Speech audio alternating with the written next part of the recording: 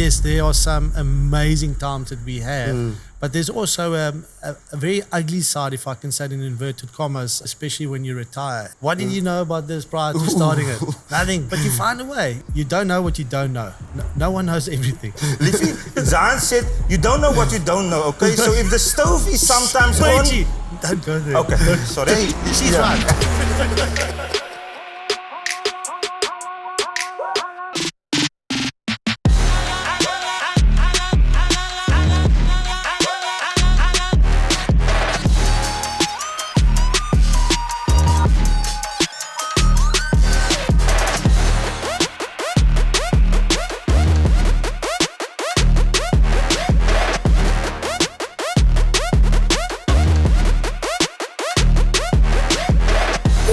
That time of the month.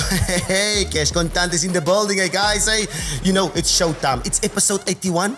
Episode 81. But you know who I am. I'm the Juan de Jong in the house. Next to me is the one and only. So, Paige, okay, beautiful. I'm ready for another fun-filled episode. Hey, episode beautiful. 81 of your number one rugby podcast. This is a big deal. Today is a big episode. We're out in Paarl Golf Club in Bossenmeer Country Estate. It's beautiful out there. Beautiful. This is beautiful. And shout out to Paarl Golf Club for opening the doors for Behind the Ruck. I mean, this is the scenes where we do our thing, okay? Partner, I love it. First time having a podcast among people, eating next to us. There's golf in the background. We got the highway, the N1 running that side. So we are developing and we are getting used to having people around us and delivering fantastic content. 100%, yeah. So if you do hear 4 in the background, it's not us. It's them, okay? It's them. But guys, what can we expect on episode 81? We are gonna entertain you with one of the most charismatic human beings that rugby has delivered so far. We have ex-Springbok captain, 109 test matches for South Africa. We have none other than Jean de Villiers on the show today. Checking in with him, talking with him about life after rugby, the challenges that he went through, and just understanding the human better after the prestigious rugby career that he's had. We're going to discuss our Brightrock player of the week, who will be picked between the Vodacom Bulls and the DHL Stormers over the past weekend. But guys, this is a show that we cover rugby, all things rugby, where we celebrate rugby. And today, on episode 81, we celebrate again. Yes, the JDV. Celebrate incredible career, incredible human being. Fantastic human. Yeah, I can't wait. I want to get cracking. But we got exciting news as well. Yes, 8th of February. Hey, 8th of February. What is happening on the 8th of February? You ready? DHL Stormers at 2 o'clock. Vodacom Bulls was DHL Stormers. Is it the Brightrock Derby? It's the Brightrock Derby. We got exciting news. We got tickets to give away. How many? So we got 50 tickets to give away. So it's 25 pairs. Okay. So Rackers, get out, see us on the streets. We'll be in and around Cape Town, in the Western Cape, looking for you. Okay. It's a massive game coming up. It's the big boys taking each other on. Okay. So yeah, check out the 2 of us. We'll be in and around Western Cape, yeah. So Ruckers, the associate sponsor of the Vodacom Bulls and the DHL Stormers, Brightrock, wants to fill up the DHL Stadium. Yes. They've given us 50 tickets. So this weekend, we're going to run around, maybe at the malls. Check out our social media this weekend, our personal social media, to see where we're at, to find us, to stand the chance to win tickets to the Brightrock Derby on the 8th of February. Do not miss it. Guys, we are going to look after you, okay? We'll look after you. And a heads up, follow Behind the Ruck and also Brightrock, okay? And if you find us, you might get lucky. Here we go. Partner, it's that time of the week. I said, yes. Let's go to JDV. Paige, speaking words of wisdom. JDV. Yeah, there it is. Jean de Villiers. Guys, don't sing. We knew he's generated. Stay with the dancing, man. The moves are better. We gotta have a balanced life here. Johnny, how are you doing? I haven't heard that one in a long time. Yeah. Kontikis normally. Yes. We're a little bit loose then. But no, lucky to be here, guys. Good to see you. Thanks for joining us, Jean. I think just from the start, for us having a Springbok captain, 109 test matches, having this conversation, privilege. Yeah, it's a bit difficult, when you introduce me as a Springbok captain when Sia's already been on the show. It just goes down from there, right? No worries. We got to cover old school and new school. Okay, thank you. But looking good, Looking in good shape, even though you're a little bit busy, running up and down? Yeah, I think that's part of it, Running after the kids, the stress of kids getting older. You know as well, retiring from rugby is not easy, you know, so you have to adapt. And even though it's been a number of years for me now since retiring, you know, only now do I actually feel a bit more comfortable, you know, in this new role. So I think people underestimate that at times. You know, they look at rugby players and think, oh, yeah, great life. Then you retire and then you kind of move into the next thing. But it's certainly not that easy. Tough, well, I didn't but find to it that keep in easy. shape, it's the tough part. I mean, it's 7 years and it looks good. Look at us, 1 and 2 and kaboom. No, Why are you counting me? No, You speak for yourself. I'm talking general. Okay. Don't generalize here, please. Paige, would you like to repeat what you asked before we put the play button on the record button? We just Okay, we're going to start this interview like this, Ruckus, okay? So I've asked the cameraman to check if my belly is looking fine on camera, but yeah, John has made sure that this interview is going to be very interesting. John, but you talk about retirement, and for me, even listening to that, you saying there was also difficulties for you. Yeah. What was the biggest adjustment that you found tough? I think everything, you know, because literally everything changes the day you retire from rugby. Chubs, I mean, you mentioned about now training wise and staying in shape and that kind of thing. You know, for so long, training was our job. You know, so you get forced to do it. You wake up in the morning and there's a schedule set out for you. Yeah. You have to gym at this time. You have to go train at this time. You have to eat this. The buffets there in the hotel set out for you with the right amount of carbs and the right amount of fats and the right amount of whatever. You know, then you stop. Then you have to fill up your own diary. Okay, you have to decide what your week looks like, and then you have to find time to train. You know, somewhere in that schedule, you have to find time for training, and also now you have to decide what you do at training. You know, and like normally you go to the gym, and then it's like, okay, a bit of bench, okay, a bit of arms. Let's go home now. Yeah, let's go home. And then following day you get there, and it's like, okay, a bit of bench, a bit of arms. Yeah, You no know, one but looks then, after you. Yeah, then you realize, oh no, my back's getting sore and the knee's sore again, and that, you know, so so that was difficult, and then just finding Purpose. 100%. You know, just finding something that drives you, and it's kind of almost worth waking up in the morning and saying, yeah, okay, this is what I'm going to do today. I don't think we'll ever find the same passion for anything as what we had for rugby, because, you know, it's really something that we loved. And I say we, you know, because I know you two really well as well. And I know the passion that you played with. And, you know, then you change and you need to find something new that really drives you. So it took a while for me to get that. But, you know, if you put time into relationships, then over time, those relationships will come back and you can get value from it. And John, how did the family wifey handle the fact that all of a sudden now Jean de Villiers is at home all the time? Was it an adjustment? 100%. You know, so that's part of the adjustment, because now you're there and kind of, you know, your wife creates an environment at home looking after the kids, and they get into a routine on a daily basis, and that routine is mostly without you being there. Now you're there, and initially you're like in the way. You know, it's like, you know, actually, do this. Yeah. You know, and then you get into that groove again. So it's not just for us, you know, as former rugby players having to adjust, but also your family needs to adjust with you being there, and then kind of finding a way. And a lot of the times in that adjustment phase, you know, for someone it's very difficult, and you know, sometimes relationships goes like that. So yeah, I'm 9 years since retiring now, and honestly, only in the last 2 years would I say I'm now, like I said, I can. Yeah, and we had the discussion as well, because sometimes a lot of players finds it different. For myself, I had a little bit of an easier transition when I retired. It's straight into something. Pounds, you call it pounds? No. Easier. They call it easier transition. Yes. I had a plan after. When you retired, when you were in the UK and you retired that side, you had a plan of what you want to do? Was it just like you just grabbed something, or you took like a break here, or what? Yeah, I did. I did have a plan, but also I didn't. So you know that it's coming to an end. You even can put a date to it, but you almost you just want to. Yeah, you just want to sweep it under the carpet and try and avoid it as far as possible. I was extremely lucky that I built a relationship and kind of formed a partnership with a company called Citadel when I was playing, which is a wealth management company, and kind of started a relationship there. And once I stopped, the plan was always to move into a role within the company there.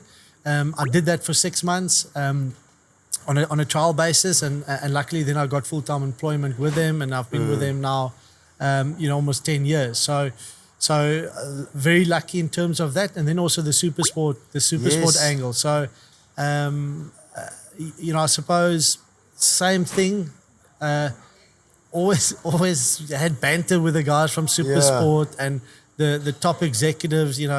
Met them and kind of always had good conversations with them. And then when the time came where I knew I was going to hang up the boots, it was like, is there an opportunity there? Luckily, there was a gap. You took that gap. And I was able to take that gap, and very fortunate to stay in rugby as well. So I think that makes the transition easy as well. Like you guys know as well, being able to talk about rugby keeps you a little bit closer to the game. In my case with super sport, it really has been fantastic. And John, this wasn't part of my notes and my topics discussion, but while so you do have notes? Yes, very thoroughly researched human being, John. Very disciplined. He was a captain, a head boy, all these things.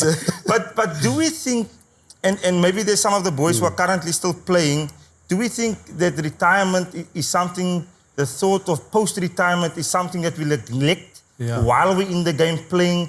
And it's not a financial thing, it's that transition from a purpose point of view. And how can the boys that are playing now not go through what a lot of the boys that are done now with the game went through?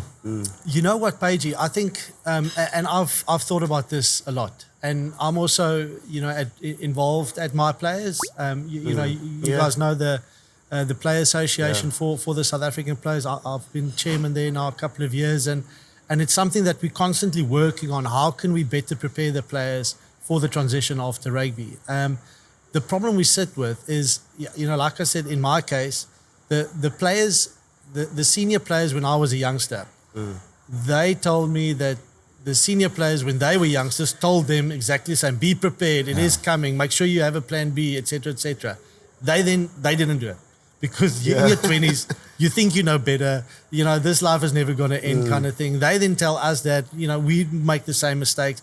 And so the cycle just continues. So I think there has been plenty of suggestions and opportunities to help the guys. The problem is, most of the time, the problem is us, the players. We don't want to listen. We don't want that kind of support. And I think if we are more open to that, it certainly will make that transition better. Yeah. But it's a tough one, because you guys know, you get your first paycheck, you're 20 years old, lekker kar. You eat out twice a week, even though your peers, your friend that went to school with you, he's like studying for CA. He's studying, he can't afford that kind of thing. So we go from our peers, and then we live so far higher above what they are living. You should enjoy that, but we go to the extremes, and I think there's a fine balance there, and we just need to bring that back a little bit. Yeah, keep it standard. And powerful. Look, before we move on to different topic, I think for me the part, and I've told you this many a times, Jean, what I struggled with post-retirement was I missed having conversations. The boys complaining at a coffee. Yeah. Like, kom moet ons nou 200 gehardloop het? Of I covered 5Ks, my knie is hier. So that part was for me the toughest about post-retirement, because your friends were continuing with their career. Yeah. Your friends from school is 9 to 5, sitting, working at either a ShopRite, being a CA there, or being a lawyer. Yeah. Then you by yourself at home, and you couldn't have the banter, you couldn't have the complaining. So that was my... No, and it's a good point there, Paige, because, you talk about your friend, he's now, climbed the corporate ladder, call it whatever corporate you might be. He's got 8 years of experience, so he's kind of middle management already. Yes, you've got a fantastic career. You finish as a Springbok at the age of whatever, mid-30s or early 30s, but your career stops. Okay, now you need to find something else. he's still got 30 years in that corporate environment where he can go even further and further and build a bit of a nest egg, whether that's share options or whatever. So, it's, the perspective is always a good thing. And I think when it comes to professional sport, and especially professional rugby in South Africa, you need to have perspective about that because, yes, there are some amazing times that we have, but there's also a very ugly side, if I can say it in inverted commas, with the life of a professional player, especially when you retire. And, you make the comment about you miss the boys.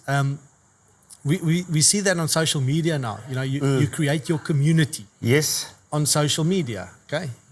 Might not know those people, but they become your community and you kind of get value out of that. We've got our communities in rugby as well. The team you're with, that forms your community where you can be yourself, where you complain, where you have the good times, all of that. If I think back about rugby, yes, you remember some tries or whatever, but you mostly remember the times off the field. Off the field stuff. With the boys, camps and Australia. You remember those things, and it's finding your little community again. Post-retirement. So that certainly is a difficult thing. And with you as well, there's a lot going on. Obviously, it's broadcasting and it's obviously my players and Citadel. Which part do you love the most or what is your passion? Look, I think it's a combination of all of it. I think I'm a people's person as well. Yeah. So you can't, and I'm probably going to say this quite a lot, but you build relationships not knowing if you will be able to get value out of that relationship financially over time. But if you really invest in people, then I believe in time you will be able to create something through those relationships. And I've been lucky with that.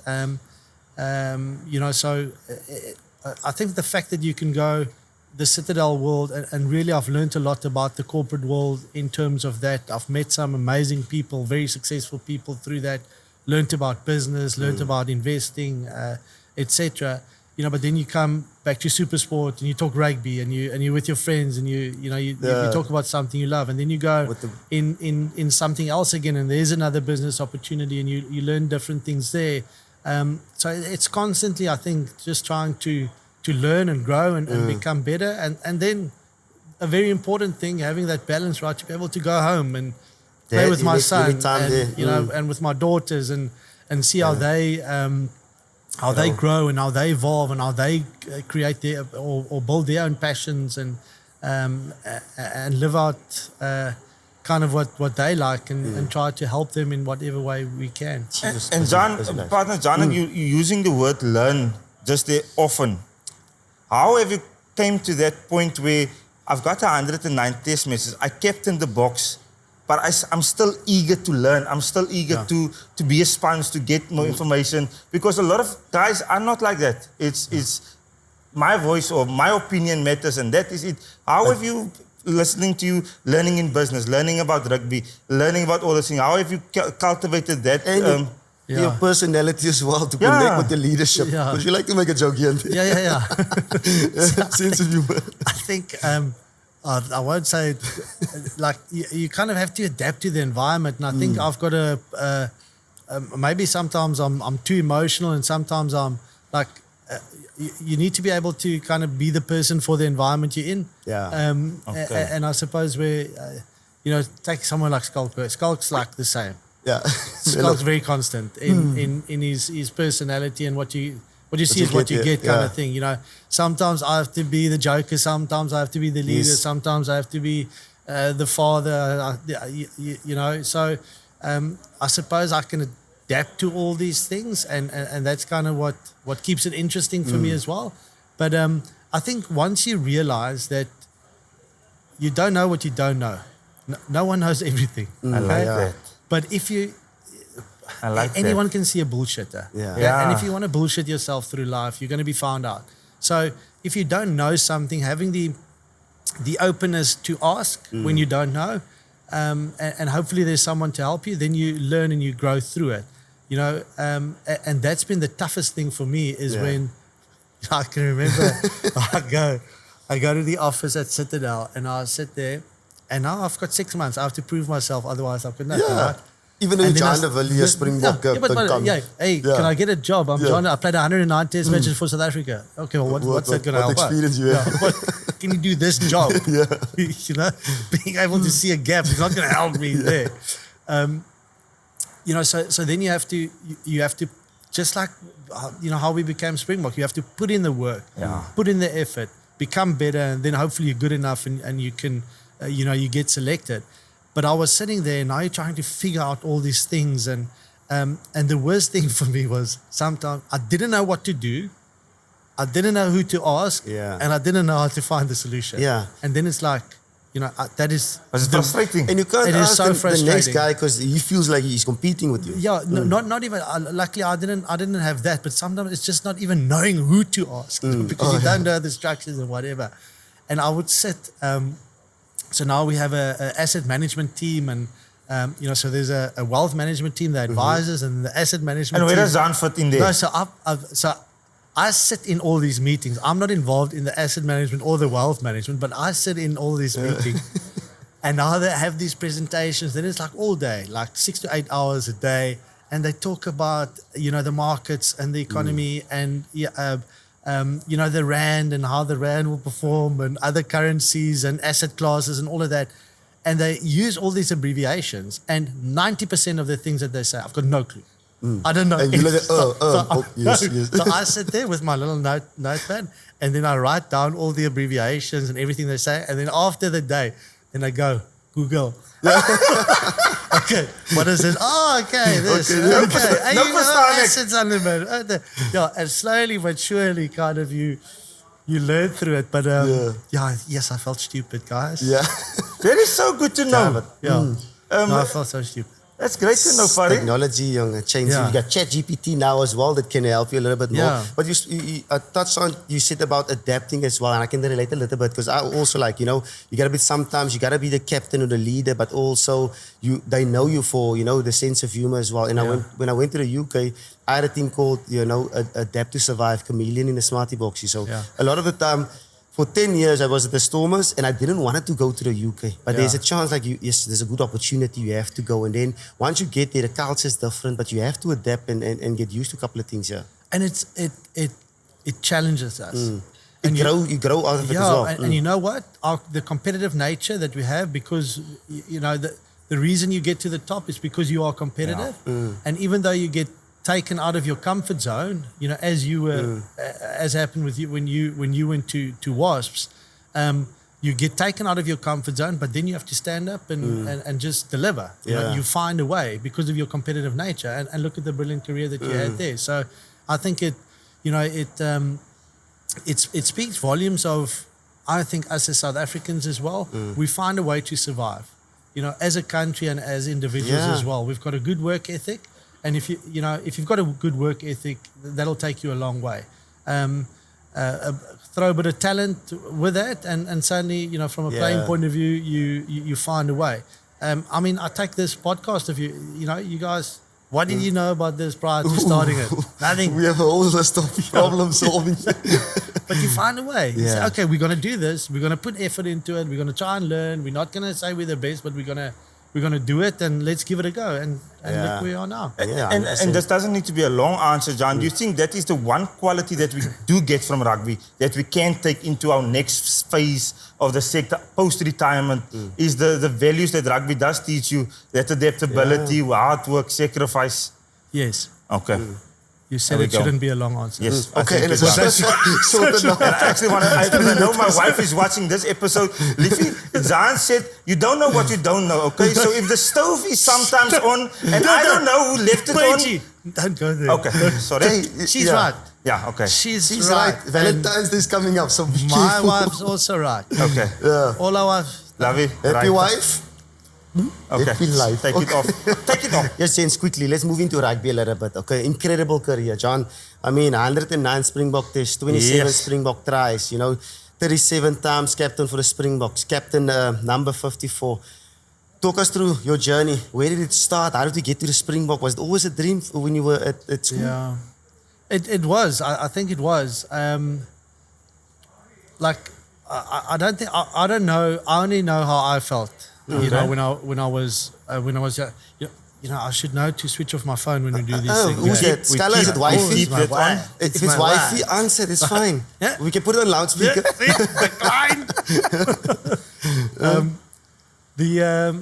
And I fell in love. The first time I was given a rugby ball, I absolutely loved it. Not too far from here in Paul, grew up here in a very much a rugby family, and fell in love with the game. Luckily I was relatively good, I suppose, from a young age, and then always had the dream to play for South Africa. I think most boys in South Africa probably have that dream. I think I was quite naive at that stage with rugby not being professional yet when I went through primary school, thinking that I could make rugby a career one day, but extremely fortunate to eventually do that and honestly to have been able to live my dream as a rugby player. And JD, from small, were you always big, size-wise?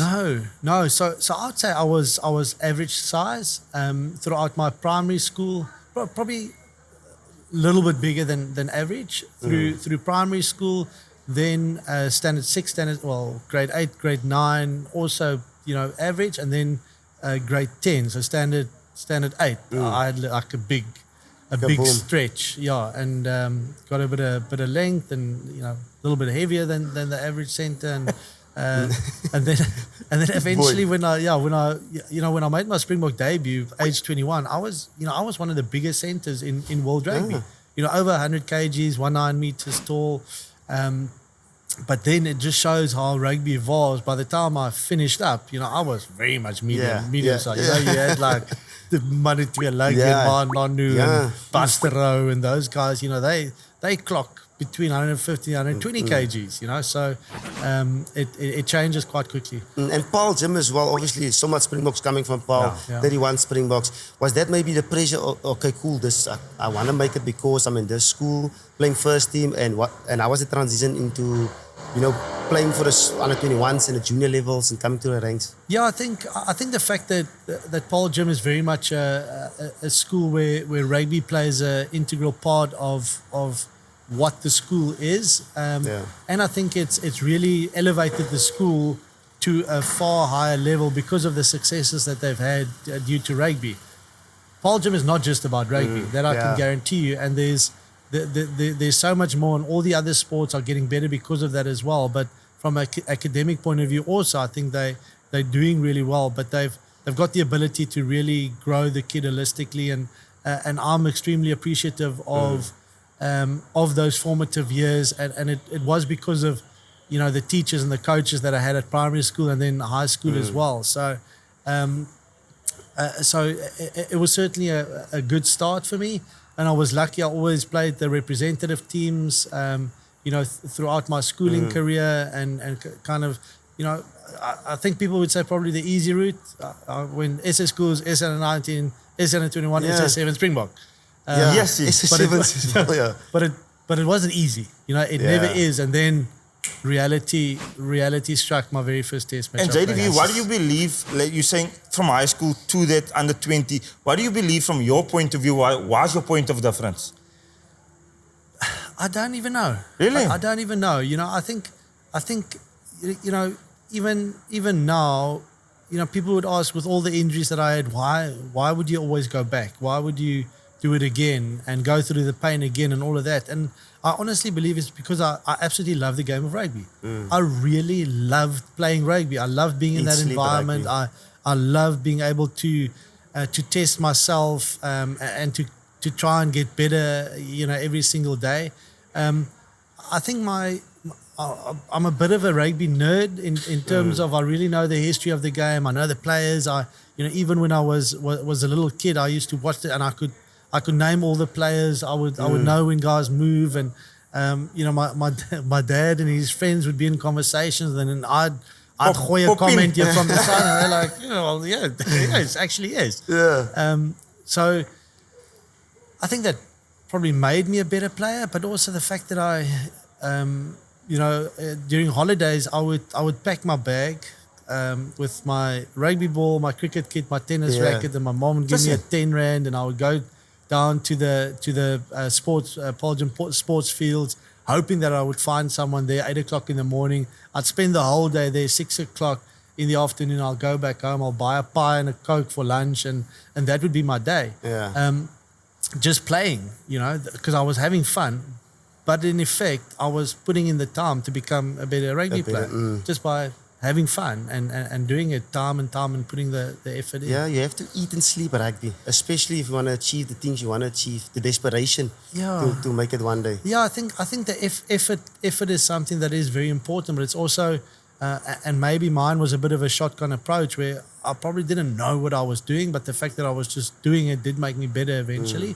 But if you have more of a structured, and with all the information that you have, by just clicking on, going on YouTube and having tutorials and whatever, you can get a very good sense of what you need to be good at to be a good rugby player or cricketer or whatever. And then you can work on those specific skills. You can probably get a whole workout that shows you what you need to do to become better at passing or kicking or whatever. So you have all of that, but it's being able to put in the time and do it. And, I did it by having fun, just playing. And that 16, 14, 15-year-old going to Gimsvelde, who did you imitate? Who did Jean de Villiers love to have been or wanted to play like? Well, look, it started far younger than 14, 15, 16. It was like, by the age of 7, 8, that's where it started for me already. Yes. And Donnie Gerber was my hero. And probably still is by, the fact that unbelievable player, never, I think, got the recognition he deserved on the world stage. But I think he was just so much better than anyone else during that era. He had everything. He had the pace, he had the speed, he had the bulk, the skills, all of that, So I really loved him. Tim Horan, Jason Little as a combination, through the 80s, they were incredible. So really looked up to them. And then also Frank Buns, Walter Little, Philippe Sella, there were so many unbelievable centers coming through in the 80s. Yeah.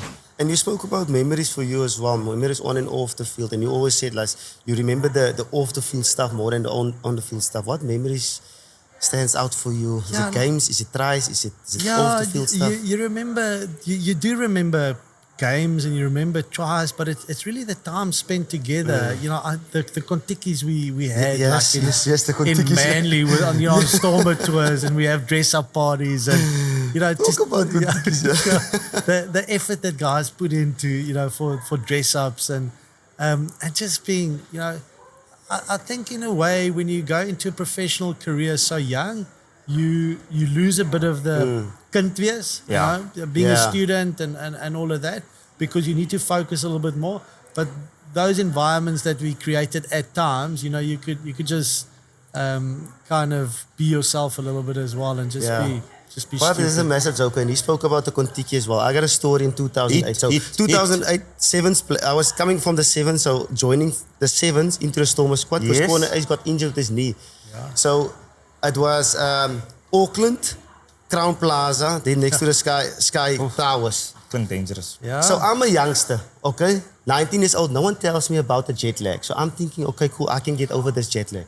So I don't take my sleeping tablets before. So Juan de Jong van die Wellington in Auckland, yes. 19 years old. First time overseas. Now I'm jet lag. Jet lag. Not me. All the way, now I'm watching series all the way 3 o'clock, 4 o'clock, okay? Meeting is at 8 o'clock. I wake up 5 to 9. 5 to 9, I wake up, grab everything. My eyes are still red. Just take my bags, took my boots, straight down to the lift, okay? Going to the meeting. The lift opens up, okay? The first person I see, Jean de Villiers. We lock eyes. I see him, see me, see him, see you. We lock eyes, all the boys come out. Now he knows I'm late, okay? He knows I'm late, I'm in the lift. He comes in, no one cares because everyone is looking for the boots and strapping and all these type of things. He comes in, next to me. How you doing? Are you good? Listen here, you're starting this weekend. You starting this weekend? Nah, because he now missed the meeting. The whole Monday meeting. You starting this weekend? Now I'm stressed out. Okay, I'm stressed out because all I think about is the calls now. So I'm on the bus, on the way. So excited, obviously as well. You know, it's 10 hours the time difference. Yeah? So it's probably 3 o'clock, 4 o'clock in the morning. Let your parents know. Let the parents know I'm starting this weekend. get the DSTV on, get the people there, getting there, so stressed out to the training session. Now, you remember a couple of seasons ago, Tondra Shavanga spoke about the Bobo check. Yes. This is where the story comes from, actually. So now we are training. Halfway through the session, we're doing the drills first, but now we're getting to the structure stuff, the shapes. The starters the are shapes going and to the stuff comes. Now, I'm going to Kobani. Yes, the bub. Let me get a couple of reps because I'm starting this weekend, okay? Kobani comes, I give me the thing, he swaps out. Couple of reps, and I ran good lines because Rassi and them and was still the coach. I ran good lines, all these type of things. Got the Bobo check from Kobani. Then once I got the Bobo check, still cracking on trying to show off. Whole week, but now it's a couple of days now. Tuesday, he didn't tell me. Obviously, when it's a joke, you come, Juan, it's a joke now, come. Tuesday came, Wednesday came, off day, nothing. I was resting because I'm starting this weekend. Then the Thursday, I don't know if you remember, Dylan Desfountain got a knock. Yeah. So Dylan Desfountain got a knock, got injured. Rassi comes to me and Rassi says, listen here, you're on the bench this weekend. Now I'm on 6 and 7. From starting to on the bench. But Dylan is injured. Dylan got injured, so I'm on the bench now because I wasn't not playing squad. I'm 19, 20 years old. Then he told me, no, Kobani starts and Jan starts and then you on the bench. Then it kicks in. This is the type of stuff that Did you ever check him? Huh? Did you ever check I him? should have, but it was No, he always did. He did. He checked me plenty of time. Yeah, but those memories are stuff we take for granted. And I mean, there's a lot of stories, even though they can tick you with a fire extinguisher. We're not going to name names, but that type of things. But We had naughty. But John, how did you manage your sense of humor, your personality with captaining and not losing who you are as a human being and as a person, but being this leader? How did you manage those two? Yeah, I think it's staying true to yourself. You got into that position because of who you are, and people expect you to remain who you are. Now you just have a little bit more responsibilities. I think from a Stormers point of view, it was far easier.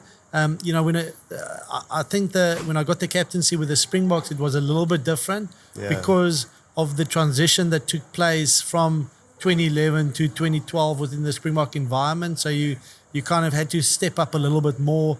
That also coincided. I became a dad at the end of 2011. So we had our first daughter or first child then. So then immediately you change as a person, right? When you become a father, and then I became captain of the box, in June the following year. So I think it was good for me, the fact that those two coincided a little bit. But yeah, you have to do what's needed in the moment, and different moments calls for different ways to handle it. And I would like to think most of the time, certainly not all of the time, I got it right. But so you learn through the mistakes. People don't understand that adjustment. It's a massive adjustment, especially when you become a dad. Because for years, it was all yourself. You're doing extras, morning gyms, evening gyms, you're recovering, all these type of things. Now you have a dad, you got to wake up at 3 o'clock, giving bottle, responsibility there. Now becoming a captain, more responsibility there. To juggle all these type of things is always tough. Yeah, I hope my wife's not watching. I was thinking, where's she going with this? She's probably going to say he did nothing in any case. But no, and that's maybe a very good point in that I think I'm extremely lucky in who I decided to be my life partner. My wife was incredible still is through everything that we've been through, and certainly the load that gets added when you become a father. She just took to motherhood brilliantly, and didn't affect my day-to-day too much. But yeah, certainly not with the first one. With the second one, it's a bit of an adjustment for the dad, okay? Because now you've got one each to look after all the time, and then you get to 3. Kaboom.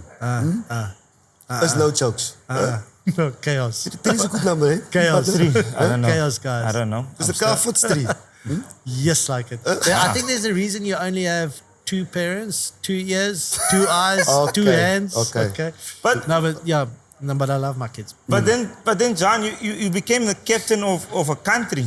The experience, first of all, how was it for you personally, taking the armband in 2012 till 2015?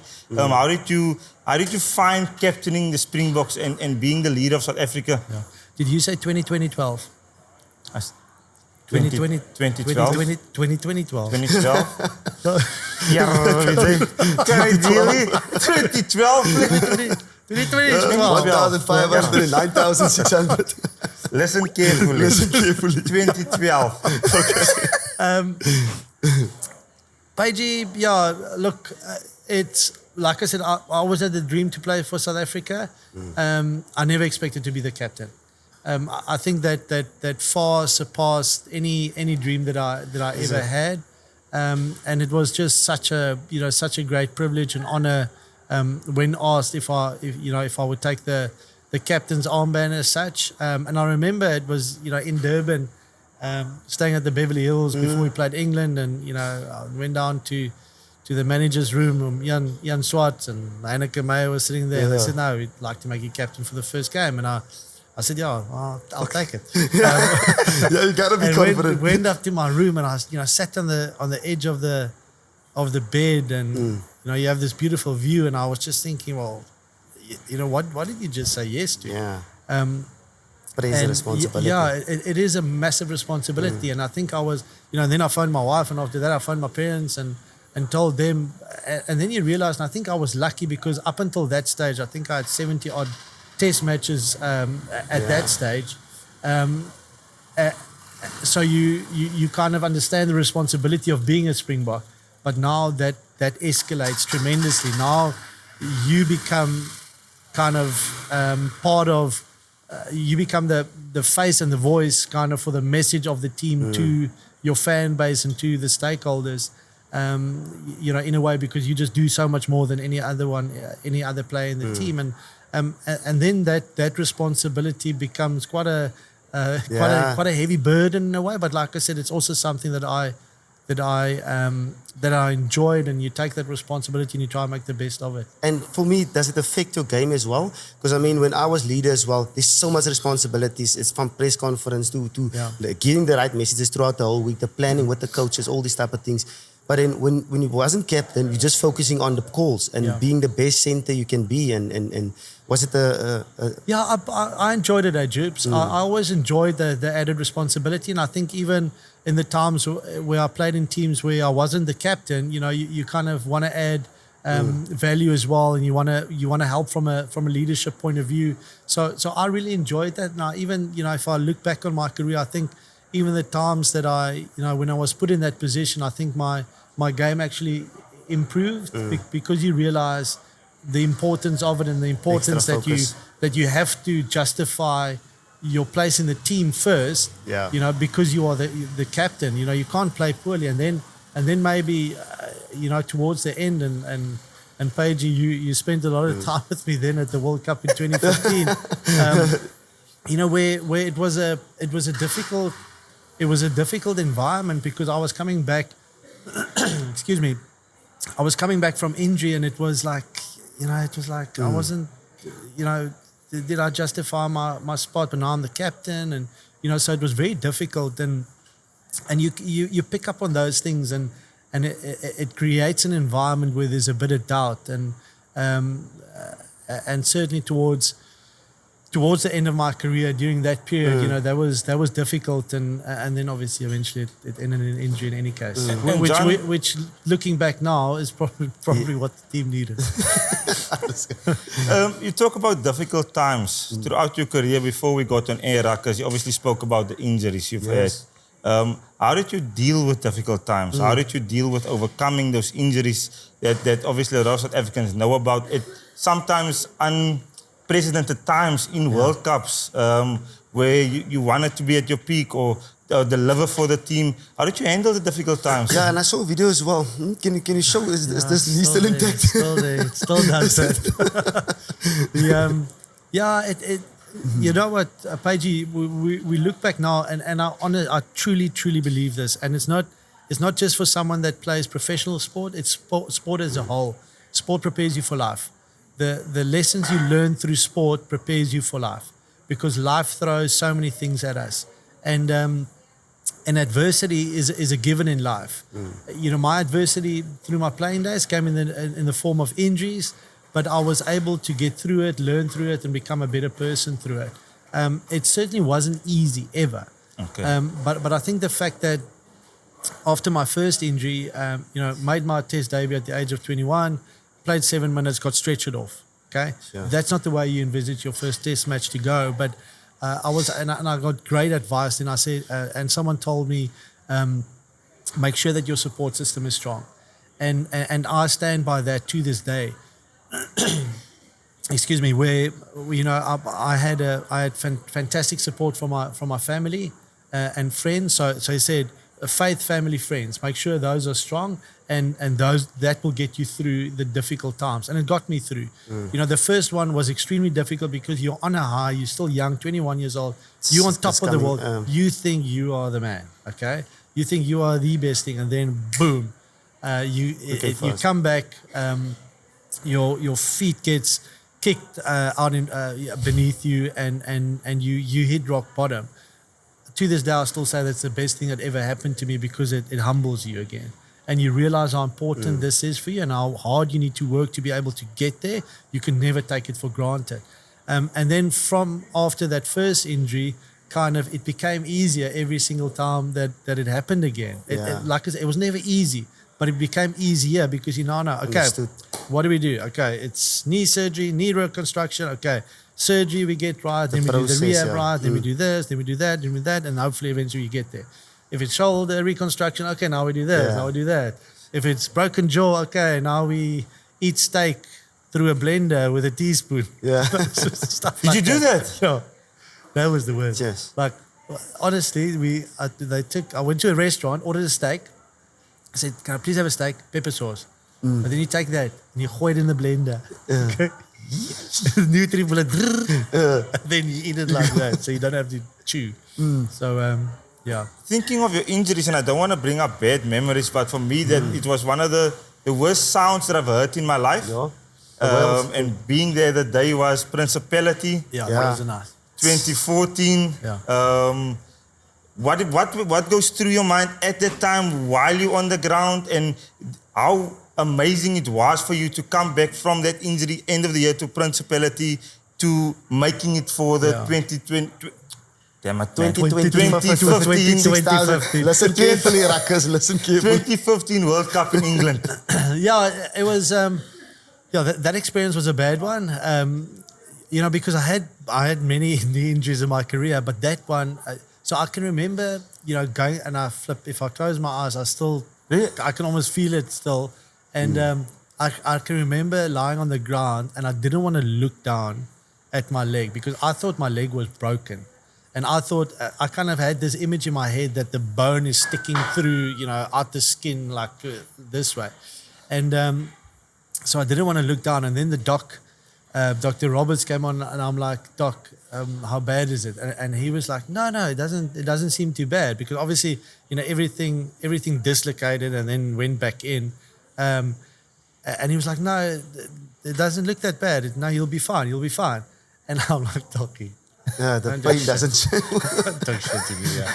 What's wrong? And then I looked down and said, oh, okay, it didn't look too bad. But I can remember being in that position, and there was like a tipping point where, okay, either I need to kind of straighten now and take this clean, or I'm gone. And then it was like that, and then and you can actually hear the snap on the YouTube clip. Yep. You hear the snap, and then you hear me scream. You could hear it in the stadium. And I mean, I finished up with my big toe next to my ear, and all the ligaments gone and all of that. So not a lucky experience. And you know, then I had like, you know, was I going to retire? Was I going to give it a go? And I gave it a go, but more so because so a week later after the injury, my son was born. I had the op, and 2 days later he was born, and then I was like, okay, do I retire? Do I give it a go? And then it's like, okay, let's give it a go. Not again, go on this journey, not knowing where it will end up. Okay, not knowing whether I'll walk again or run again or play again or whatever, but go through this journey of work hard, see how far you can push yourself, and just show my son eventually, or my kids, that, I wasn't just going to quit. That there's value in taking on a journey, not knowing what the end goal will be, but putting in the hard work and just pushing yourself as far as possible. And that really was an incredible journey to go on. And like I said, I was never the same after that, and got selected, captaining the team to the 2015 World Cup. But yeah, as things happen in life, it happened for a reason. Second game at the World Cup, broke my jaw for the second time in 6 weeks, and then retired the following day. And the team then went on and came so close to winning that World Cup. John, what did they do to your knee? Did they put in artificial? Yes. So there was ACL, PCL, MCL, patella dislocation, VMO, rupture, hamstring off. So what they then do normally for ACL or PCL, they either use the patella tendon as the graft to put into the ACL, or they use a hamstring tendon, or they use a quad tendon. Now, if you look at my knee, all of those have been used for previous operations. So the idea was that they would take one of the grafts from this leg, if it was only the ACL or only the PCL, take one of these grafts, because I've got one graft left, and put it in there, and that would do the job. If both were off, and it was, then they would use artificial ligaments. I was hoping that it would be artificial ligaments because your recovery time is quicker. So eventually they put in the artificial ligaments, and And is the artificial ligament still in the neck? Still functioning still under in. Doing his job, playing golf, playing around with the kids, everything's... Not good golf. Not good. But I can't even blame my knee for that. John, just quickly as well, you said a process and a journey, but it's also a mental game, because during that recovery you're alone, but also rugby goes on. And a lot of the time, 2007, you got injured, but you're still around the team, celebrating with the team. 2012 with us as well, with the Currie Cup. You got injured, away, a semi-final against the Lions, away final, but you were there inspiring us after 11 years, bring the cup back home. Those stuff, how tough is it? Because it's sometimes tough for all the individuals. And a lot of rugby players will say, once you're injured, you just want to be alone, you want to deal with them, get back and be part of the team. How tough is it to be? You do, Jibs, but also, I find a lot of joy in being in a team environment and seeing the team do well.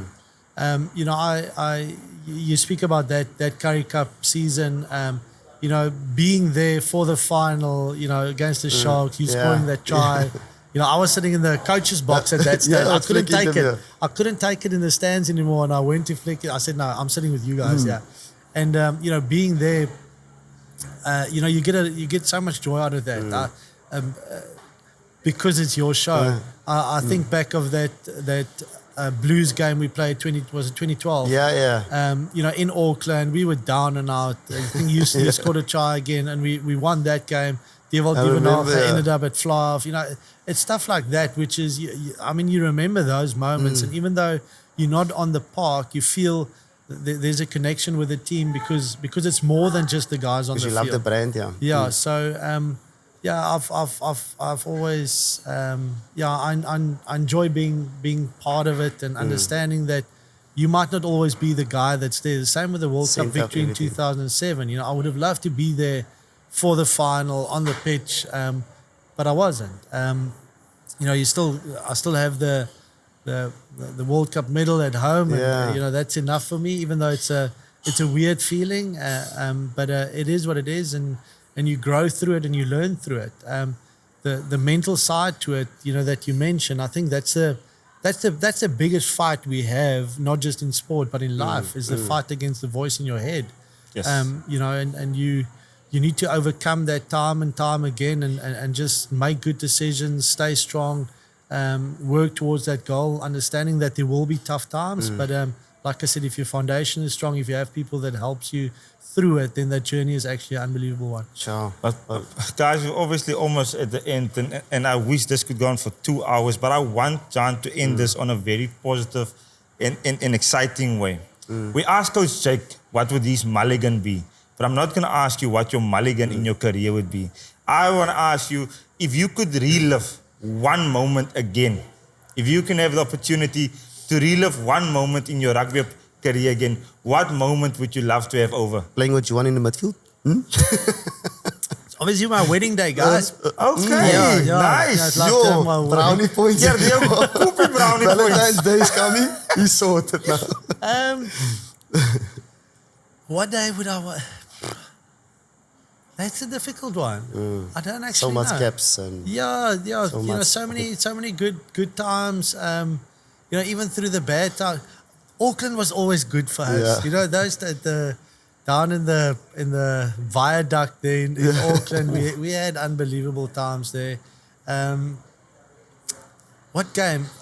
You know, World Cup final, being there in 2007, celebrating with the boys. That was phenomenal. Yeah, I think I should stick tough. with that one. Okay. Yeah, and even not that, you know, obviously I was part of that group, but I mean the last World Cup, being there in Paris for that victory, that was just phenomenal. You know, so it's not one of my games that I played, but being there, experiencing rugby and just celebrating with fellow South Africans, celebrating South Africa, such, you know, that's always so cool. So yeah, it's a difficult one. I don't know what game. I'm going to make you think the whole day about that. he's going to watch it later on. Yeah. Yeah. What game? I don't know. It's a tough one. That's moeilijk. Well, what did you have one in mind or not? No. I just wanted to pick your brain to see Yeah. which moment that you... You know what? Yeah, I'm Ek gonna het go. geweet hy dink hy gaan kom. It's going to kick in. My 101st Test match. Okay, at Newlands, playing against Australia. I was there, able to run out with my 2 daughters by my side. My wife was there, pregnant with our son. My brother was there. My parents were there. My friends were there. I scored 2 In the tries. corner, the one. 2 tries, yeah. Scored 2 tries. We won the game. And I honestly remember my 2 daughters running around the field after the game. And I thought, you know, I should retire. Because everything I love is here in one day. My family, my friends, rugby, Newlands as a stadium where I grew up watching rugby, then falling in love with rugby, playing rugby there, and that just was the perfect day for me. So We got it, guys. There's We got it. It took time. There's the The day. memory card got came it. back. Madula Yes, obrigada. But yeah, Johnny, thank you very much for the time. Thanks, I guys. wish we could have sat here for hours. And I mean, the Ruckers, the youngsters, the future of tomorrow will learn so much about your journey, about the things you've experienced. And I mean, even the small things about putting the team first, you know, being there for other people. And even though you're going through tough times, it's special. And thank you very much for what you've done for rugby. I mean, you're a proper ambassador for Springbok rugby, and I mean, a lot of people have said it, and you had an incredible career and a very inspiring for myself. You know, playing next to you in the same team room, all these type of things. Yeah. But yeah, I mean, it's special times, and we'll cherish it for a long time. So thank you very much for the And time. enjoy school run. Yeah. I hope you enjoy 6 o'clock for the little settling ones down. at I do. training. Guys, here's the challenge for you. So, okay, I'm doing a lot of things at the moment, but then my mom forced me to stand for the school governing body as well. Nice. Primary school. Another so job. I'm now the governing body as well. So Nice. Get involved. Well, thanks, JDV. We appreciate your time. Thank you, here. guys. Guys, JDV, let's go. Ooh, powerful, eh? You don't know what you don't know. That is what I'm taking from that conversation. Yes, there was brownie points in the whole works. Love it. Wow, I mean, what a career. And it's important sometimes to celebrate it. What you've done for South Africa, a true ambassador for SA Rugby. And I mean, his journey, his obstacles, but still, he gives back the type of person, the human he is. I mean, I'm not going to complain about being busy again, Ruckers. Yes, 'cause- Listening to his schedule, how many stuff he's into. I will not complain about being tired and be busy again, because if Jean can do it, I think all of us Yes. can do half of what he does. Indeed, yeah. It's not about having time. It's about making time. Whoa. Okay. Yeah, man. Thanks, Johnny, for catching up with us. It's been a while. Okay, but it's lekker to see you as well. Yeah, partner. And then so much rugby coming up as well. Coming up. And last weekend as well. Let's get to the results. Ooh, yeah, you excited again. URC results. It was week 10. Lions 22. Bulls 35 on Saturday, 2:45. You like that, eh? Okay, then we move on 7 o'clock, it was Leinster 36, Stormers 12. Quickly through that, and also 7:15, we had on Saturday, Cardiff 22 and Sharks 42. So, Ruckers, I don't want to say it, but I was right on all 3 games. I call it precisely. That's why I got this big smile. Sometimes it's lekker to be right, okay? I just didn't see the Stormers result coming. Yeah, we didn't see that one coming. We thought it's a massive opportunity to kill them. Okay, now they're 10 on a bounce. But they still had quality players, man. Hey? But no, only 3 quality players. James Lowe, Arjish Neyman. Okay, 4. Sean, Argia, Jody, James Lowe. The rest of the 17 players or 16 players at Ireland. Stormers had all of their Springboks, or most of their Springboks, without Gaza available. Alarming defeat for me. The men, very alarming, boyki. Yeah, very alarming indeed. But oh well, we're building up. I mean, the boys got a break now. And then it's the big one. Hey? The 8th of February. The big one, okay? Our sponsor, Brightrock, associated to both. You still chest out even though you got a Paxla and the Bulls are coming. You guys were commenting on social media that the Lions are too strong at Emirates Airline Park and the Bulls are not going to make it. We went in there, we kicked off the door, we said this is our zoo and we'll take the points, okay? It was brilliant. Villiers coming on in the second half. Excellent, turning the game around. Martial Coetzee, phenomenal. Calm down. Kainan Moody tackling Manny Ras 5 meters backwards. He's angry, that one. Oh, I love it. I love to see the aggression in Kainan Moody's tackling ability. He's ready for it. It wasn't Jake White said, okay, about the buffet thing. Yes. And he put him on the bench. Okay. Kainan. Happy for him because I love Kainan Moody. Sure, he's physical, yeah. But yeah, while we're there, okay, on the Vodacom Bulls and the DHL Stormers, let's play the bounce. Our chapter as well. Okay, guys, this is made just for you by Brightrock, the associate sponsor of the Vodacom Bulls and the DHL Stormers. It's showtime and we're building out for the 8th of February. You will learn. But let's go to the bounce player of the week for the Vodacom Bulls. Because you guys get a W. Guys, my Brightrock bounce player of the week goes to Martial Coetzee. Oh, yes. He was man of the match in the game. But I'm going to reward him with another award, being the bounce player of the week for me. Because, look, 15 carries, 13 tackles, 1 try scored, and the emotion and the way that he played when we lost Elrich Lowe, I just believed we needed that type of performance in the engine room, and he's tough. He's rugged. Difference. He epitomizes what Bulls rugby is about. Strong, physical. Martial Coetzee, excellent game. Bounce player of the week for me. Vodacom Bulls, let's go. He was brilliant indeed, eh? Yes. And a bounce player of the week for the DHL Stormers is the one and only coming from the back, Warwick Galant. Willing heart. So he gave everything, and I mean, we had challenges as well with Mani off. He had to change his role from 15 to 10. But it's not about that.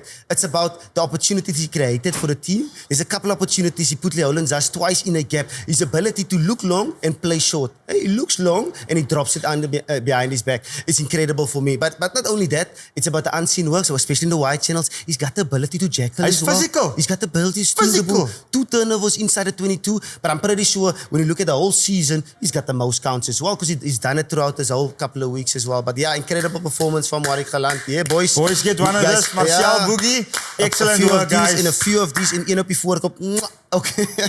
There we go. Yeah. Bounce player of the week brought to you by Brightrock, the associate sponsor of the Vodacom Bulls and the DHL Stormers. There we go. Yeah, we're looking forward to the 8th of February. But yeah, before we get to the 8th of February, no rugby for the boykies this week. But it's Six Nations time coming up, guys. So Six Nations, we got one game on Friday, France versus Wales at 10:15. Saturday, Scotland versus Italy, 4:15. And Ireland versus England, 7:45 on Saturday. That is the big one. That is the massive one. Ireland versus England to see what's going on. I think for the second place. Because we said France will take top spot. It's obviously our favorite team that we backed, that we predicted will be France. But look, rugby and sport is going to be interesting. It never goes as planned. It never goes as everybody thinks it will. But we will talk all things Six Nations next week, guys. Yeah. I want us to make sure that we like, share, and subscribe. Okay, make sure that we tell people that this week on the show, we had Jean de Villiers. Unlike seen on any other show, you get to know the player. He talks about his difficulties, also what he's gone through post-retirement. So please, let's make sure that we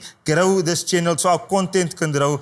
please, guys, smash the subscribe Smash button. it and share it like a gossip story, especially the parents. Give it to the youngsters. So much to learn, especially when they're the upcoming youngster that wants to be a Springbok, wants to play for the Stormers one day. So much to learn. I'm a co-host, is learning so much from this episodes and from this show. So guys, share it like a gossip story always. Guys, the 8th of February, we got the Brightrock Derby. Make It's sure on. It's on. you follow Behind the Ruck and you follow Brightrock to stand chances to win tickets this weekend. Yeah, partner, and you looking good, eh? Hey, Macron is looking after us, eh? Shine bright Brilliant. like a diamond. Hey, guys, and that's it. That's Episode a 81 chicken in wrap. the building. A chicken wrap. Bye-bye, guys. Guys, I'm Juan de Jong. I'm Rudy Page. And the Ruck is clear. See you guys next week.